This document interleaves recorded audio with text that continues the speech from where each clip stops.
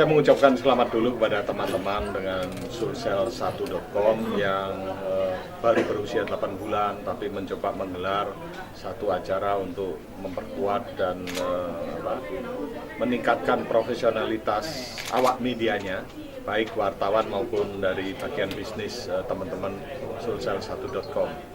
Nah, saya berpikir acara-acara seperti begini harusnya digelar secara rutin dan diikuti dengan pelatihan-pelatihan terkait dengan kapasitas wartawan untuk meningkatkan kompetensinya, dan saya kira itu adalah bagian dari syarat perusahaan pers yang diverifikasi oleh Dewan Pers, yaitu mereka punya program rutin untuk meningkatkan kapasitas dan kompetensi wartawannya.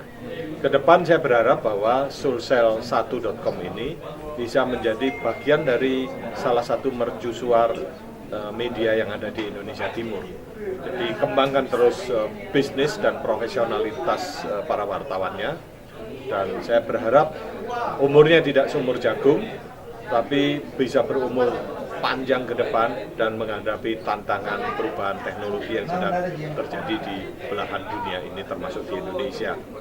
Nah, saya berharap karena Makassar ini banyak kader-kader wartawan, terutama yang alumni dari Unhas, pers mahasiswa Unhas juga ikut mewarnai pers Indonesia. Saya kira maju terus untuk sulsel1.com.